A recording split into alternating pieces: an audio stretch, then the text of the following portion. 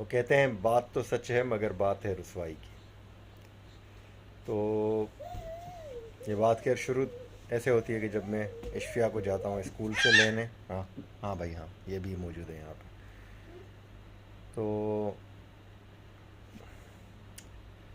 जैसे पाकिस्तान में स्कूल की टाइमिंग 1 बजे तक होती है, यहाँ पे थाईलैंड में उमूमी स्कूल की टाइमिंग जो है वो 3:30 तक, पौने 4 तक और 4 तक, ये यानी कि मुख्तलिफ औकात हैं ग्रेड्स के हिसाब से, जिस ग्रेड में आपके बच्चे पढ़ते हैं उस हिसाब से। तो खैर इश्फिया का जो स्कूल ख़त्म होने का टाइम है वो पौने 4 बजे का है। तो बेगम यूनिवर्सिटी में थी और घर पे थोड़े बहुत काम काज करके 12 बजे के करीब जो है मैं फ्री हो गया। ये ईशान साहब मेरे साथ थे, तो मुझे लगा कि ईशान अभी सोना चाह रहा है, तो मैंने उसे सुला दिया, बल्कि सुलाने की कोशिश की, और उस कोशिश के नतीजे में ये हुआ कि मैं सो गया। तो थोड़ी देर बाद मेरी आँख खुली, मैंने देखा ईशान भी सो गया है। तो मैंने कहा चलो ठीक है, अब ये सो गया है तो थोड़ा आराम कर लेता हूँ।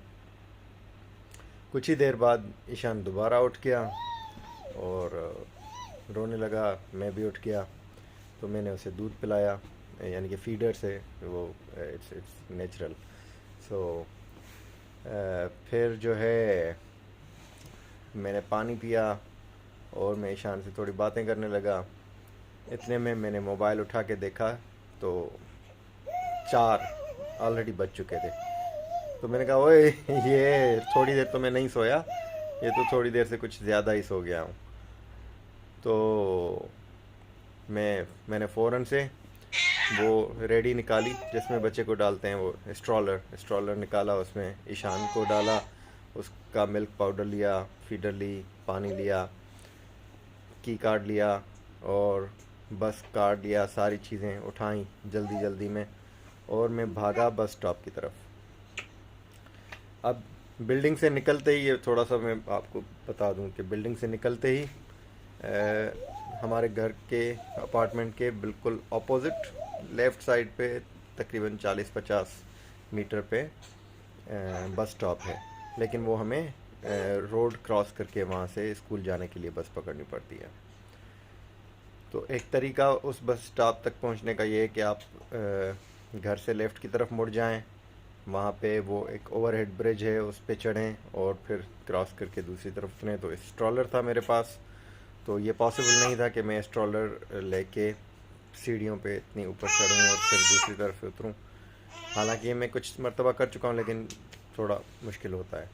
दूसरा तरीका ये है कि आप सीधे हाथ पे जाएं, वहाँ पे सिग्नल है, सिग्नल से आप ज़ेब्रा क्रॉसिंग लें, एक रोड क्रॉस करें, दूसरा रोड क्रॉस करें, तीसरा रोड क्रॉस करें, और फिर आप वापस उल्टे तरफ आएं और वहाँ पे बस स्टॉप पर पहुँचें। इस रास्ते से बस स्टॉप तकरीबन जो है वो 200 से 250 मीटर या बल्कि शायद उससे ज़्यादा का बन जाता है।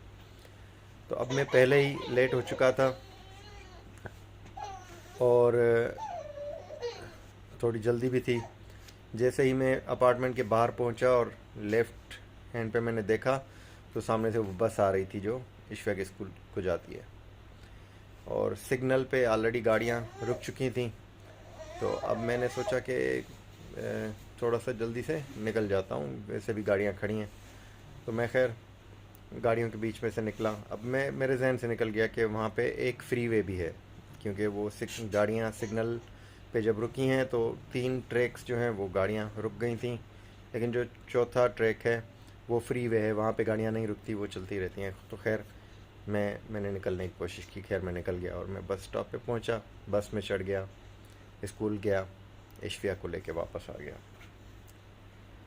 इश्फिया को लेके वापस जैसे मैं अपार्टमेंट पहुंचा, अपार्टमेंट की लॉबी में, तो एक खातून थी, उन्होंने मुझे कहा don't you know I was just right behind you. तो मैं डर गया, मैंने कहा भाई क्या हो गया मेरे पीछे थी तो ठीक है, तुम पीछे थी तो होगी मेरे पीछे, मैं क्या करूं, बेगम को मत बताना कि तुम मेरे पीछे थी लेकिन क्यों थी पीछे बताओ। तो खैर उसने कहा कि you shouldn't have done this, और मैं आई वाज लाइक क्या मुझे कुछ नहीं करना चाहिए था? क्या कुछ नहीं करना चाहिए था? मैंने क्या किया? तो अब वो बोलती जा रही है, और यानी कि वो आधी अंग्रेज़ी बोल रही है, आधी थाई बोल रही है, और मुझे डांटे जा रही है, डांटे जा रही है, तुम्हें ऐसे नहीं करना चाहिए, तुम ये क्यों किया तुमने? इससे अच्छा है कि तुम अकेले होते तो मर जाते, ये ऐसी हरकतें नहीं करनी चाहिए। और तो मैंने कहा अच्छा ठीक है, ऐसी हरकतें नहीं करनी चाहिए मुझे, लेकिन आखिर मैंने कैसी हरकत कर ली, क्या क्या कर लिया? उसने कहा तुमने देखा नहीं कि तुम बच्चे के साथ जो है वो रोड के बीच में से क्रॉस कर रहे हो?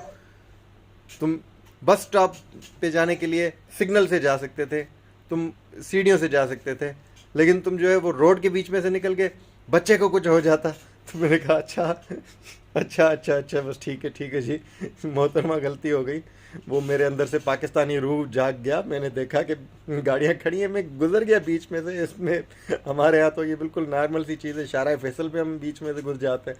तो खैर बड़ा डांटा उसने मुझे, बड़ा डांटा, और उसने मुझे कहा कि मैं नहीं देखूं तुम्हें कि तुम बच्चे के साथ जो है वो रोड के बीच में से ऐसे जा रहे हो। तो बड़ी बड़ी ही डांट पड़ी मुझे, और मुझे खैर एक लम्हे में रियलाइज़ भी हुआ कि जब वो मैं फ्री वे की तरफ पहुंचा और वहाँ पे गाड़ियाँ बहुत स्पीड से जा रही थी, तो मुझे लगा कि वाकई ऐसा नहीं करना चाहिए। और आप भी पाकिस्तान में थोड़ा सा कवानीन का एहतराम करें, ख्याल रखें। वहाँ पे हो सकता है कि कोई डांटने वाला ना हो, लेकिन अस्पताल में कहीं पे अगर हम बैठे होंगे तो फिर इंजेक्शन वगैरह लगेंगे और डॉक्टर की डांट पड़ सकती है। तो अपना भी ख्याल रखें, अपने बच्चों का भी ख्याल रखें, सबका ख्याल रखें। बाय बाय, मिलेंगे फिर कभी। ईशान, यू वांट टू से bye? Yeah, thank you. Bye.